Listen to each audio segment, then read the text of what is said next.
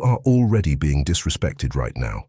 Not by someone else, by you, every time you shrink, every time you stay quiet when you should speak, every time you let someone walk over you and then go home and replay it in your head thinking about everything you should have said. That is not weakness from outside, that is a war happening inside, and most people never figure that out. Here is what nobody tells you. The way other people treat you is almost never about them first. It is about the signal you are sending, and that signal starts in one place, the conversation you have with yourself when no one else is in the room. Stay with me, because by the end of this you are going to understand something that will completely change how you carry yourself, how you walk into a room, how you respond to people, how you feel in your own skin. And once you get this, people will feel it before you even open your mouth. Right now in the comments, drop the word respect if you are ready to change the way you talk to yourself forever. And if you are watching this and something in your life feels off, like people are not taking you seriously, like you feel invisible sometimes, like you are tired of shrinking, then subscribe, because what we talk about here is exactly what you need. Now let us get into this. Think about the last time someone disrespected you.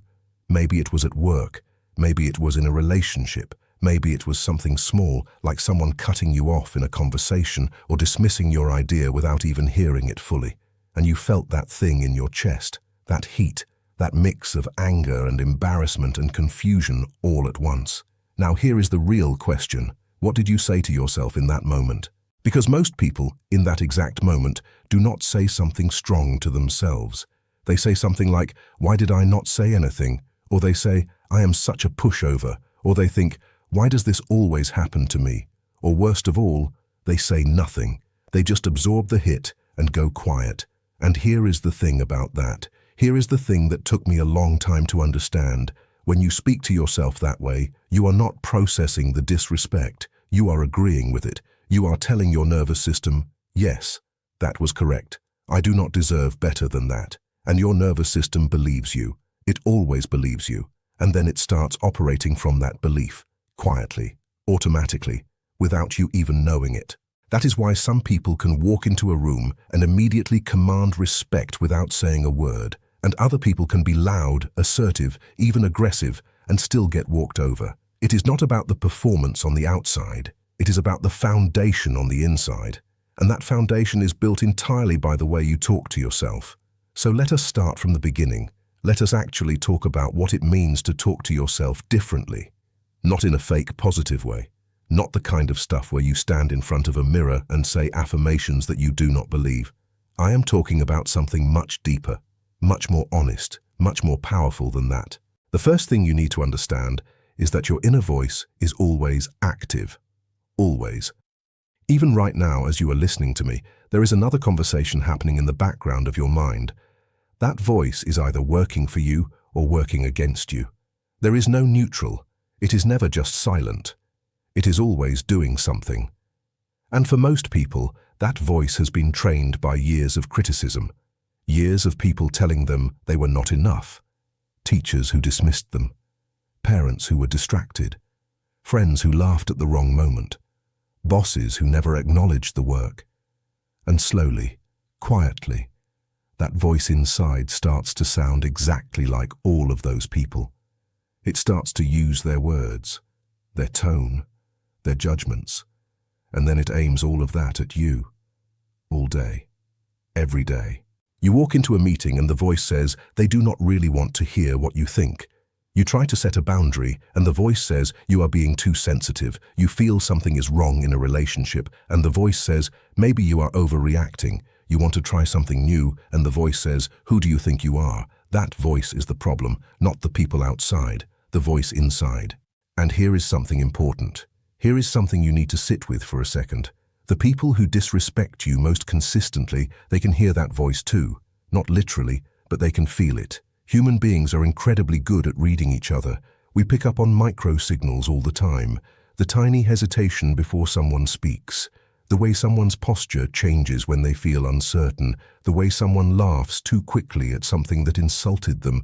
The way someone over-explains themselves when they were not even being questioned. These are signals, and they are all coming from that inner voice. When your inner voice is telling you that you are not enough, your body broadcasts that. Your eyes break contact a little too fast. Your sentences go up at the end like questions, even when you are making statements. You fill silence with unnecessary words. You apologize for things that did not need an apology. You minimize your own ideas before anyone else has a chance to dismiss them. You do their job for them, and unconsciously, not even maliciously sometimes, people respond to that signal. They start to treat you the way your own inner voice is treating you, because you trained them to, because you showed them the template. This is not about blame. Please hear me on this. This is not about saying it is your fault when people are cruel or unfair. Some people are cruel, some people are unfair. That is real.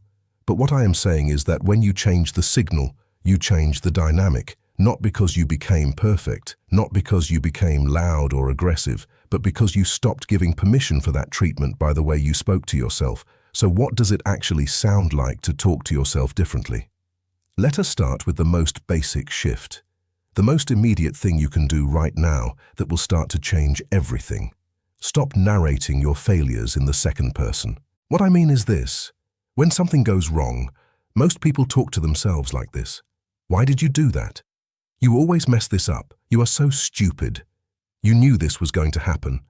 That second-person voice, the you, it is the voice of a critic standing outside of you, looking down at you. It creates distance. It creates shame. It does not help you learn. It just punishes you. And shame is not a motivator. Shame is a paralytic. Shame makes you freeze. It makes you hide. It makes you shrink. And when you are shrinking on the inside, it shows on the outside. Instead, try something different. When something goes wrong, talk to yourself the way you would talk to someone you genuinely respect, not someone you pity, not in a soft, baby voice, everything is okay kind of way, but the way a good coach talks to an athlete after a loss, direct, honest, but forward-facing. Something happened. I can see what went wrong. Here is what I would do differently. Now let us move. That is it. That is the whole thing. No punishment, no spiral, just clarity and forward motion. Now here is where it gets interesting. Here is where it connects directly to how other people treat you. When you stop punishing yourself every time something goes wrong, something shifts in how you respond to other people when they try to punish you. When someone criticizes you, when someone dismisses you, when someone is condescending or disrespectful, instead of that hot wave of shame or that desperate need to defend yourself or that frozen silence, you get something else. You get clarity, because you are not afraid of the criticism anymore. You have already heard worse from the voice in your own head, and you have already learned how to not collapse under that voice. So when it comes from outside, it does not land the same way. You can look at it, you can evaluate it, and you can decide how to respond from a place of groundedness instead of panic. That is what people mean when they say someone has unshakable confidence. It is not that they never feel doubt. It is that they have a relationship with themselves that doubt cannot destroy. And that relationship starts with the language they use inside their own mind. Let me give you another layer to this. The words you use when you talk to yourself actually shape what your brain believes is possible for you. This is not motivation talk. This is basic neuroscience. The brain filters reality through the language you use to describe it. The words are not just describing your experience, they are creating it.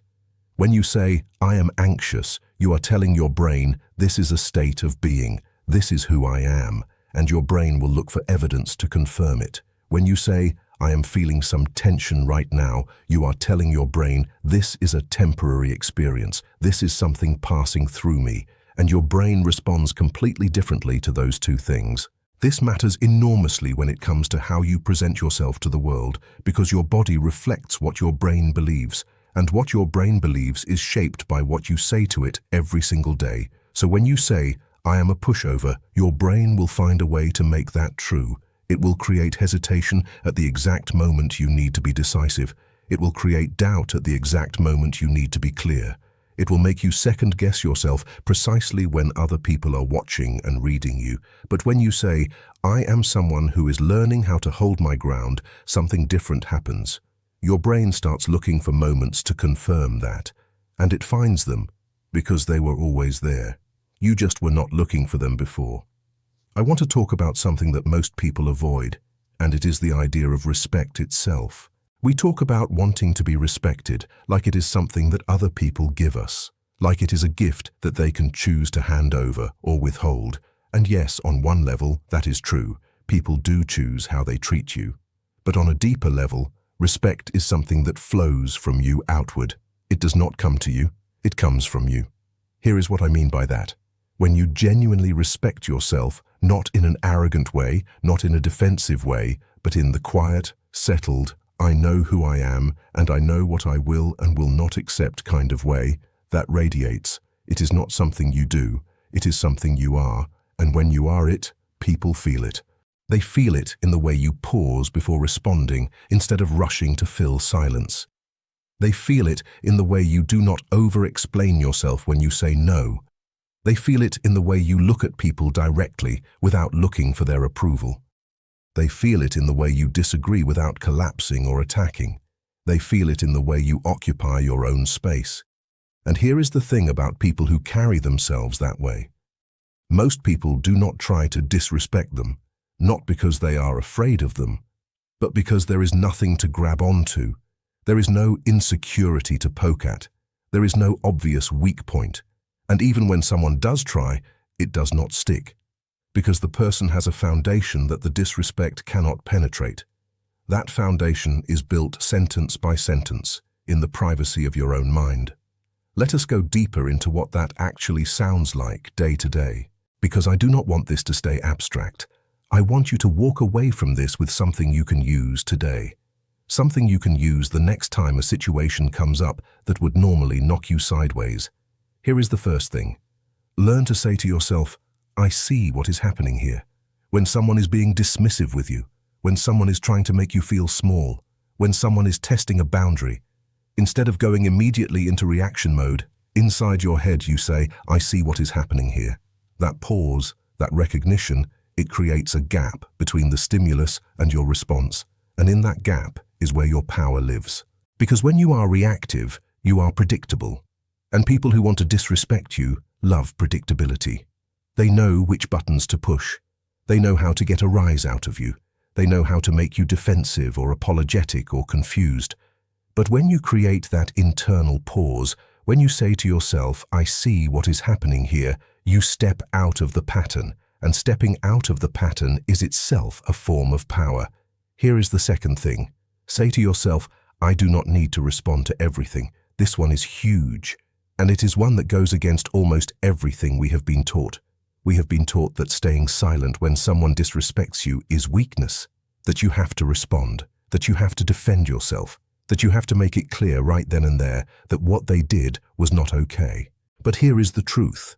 Sometimes the most powerful response is no response at all, not because you are scared, not because you are swallowing it, but because you know inside yourself that their behavior says nothing about you, and you do not need to argue with it. You do not need to correct it. You do not need their acknowledgement of what they did wrong.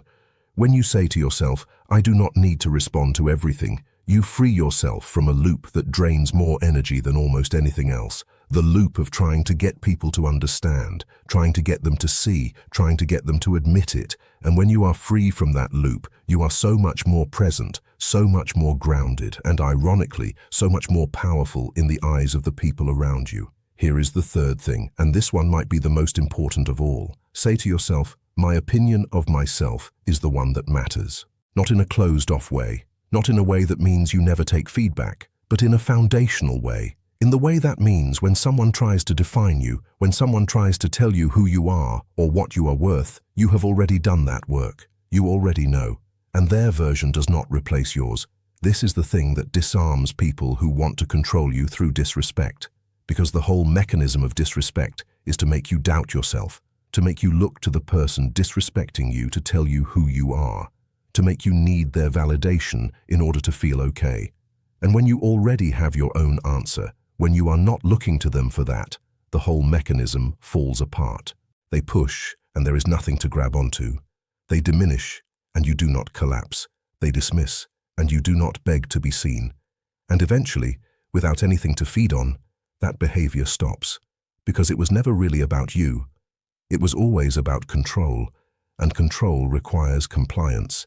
And you stopped complying the moment you stopped needing them to tell you who you are. Now let me talk about something that is related to all of this, but that people rarely connect to inner dialogue. And that is the stories you tell about your past. Because the way you talk to yourself about what has happened to you shapes everything about how you show up right now. If you tell yourself a story where you are the permanent victim, where every bad thing that happened to you is proof that life is against you and people cannot be trusted and you never get what you deserve, then you are going to walk through every new situation with that filter. And people will feel the weight of that filter. They will feel the guardedness and the resignation and the accumulated hurt.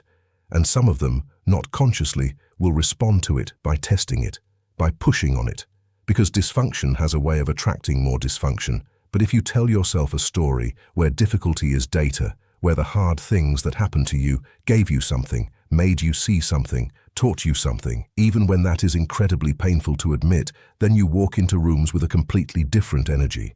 Not naive, not pretending nothing happened, but not defined by it either. And people feel that too. The story you tell yourself about your past is not fixed. It is not locked. You are allowed to revise it. You are allowed to take the same events and find a different meaning in them. Not a fake meaning, not a toxic positivity version where everything was secretly a blessing. But a version where you are the protagonist who adapted and survived and learned. Not the passive character to whom things just keep happening. When you are the protagonist of your own story in your internal narrative, you carry yourself like one, and people respond to that. Let me talk about the moments that really test all of this, because everything I have said so far sounds straightforward when you are calm, when nothing is happening, when you have time to think. But what about the moments when you are caught off guard? What about when someone says something right to your face and your heart rate goes up and your mind goes blank and everything you know seems to disappear? Those moments are where the inner work either holds or it does not. And here is the truth. In the beginning, it does not always hold. You are going to get caught off guard. You are going to react before you remember what you know. You are going to go home and replay it and think about what you should have said. And that is okay. That is part of the process. But here is what is different when you are doing the inner work. What you say to yourself after those moments starts to change. Instead of, "Why am I such a coward?" you say, "I was caught off guard this time. I will handle it differently next time." Instead of, "I always let people walk over me," you say, "I am still learning how to hold my ground under pressure. And I am getting better at it." That shift in how you talk to yourself after the difficult moments is what builds the muscle. Because you are no longer spiraling, you are learning, and every time you learn instead of spiral, you build a little more of that foundation, a little more of that quiet, settled, unshakable core. And eventually, the moments that used to knock you completely sideways start to knock you only a little, and then barely at all, not because you became hard, not because you stopped caring, but because you know who you are, and you trust yourself to handle what comes. I want to talk about something that a lot of people struggle with, and it is the difference between inner confidence and outer performance.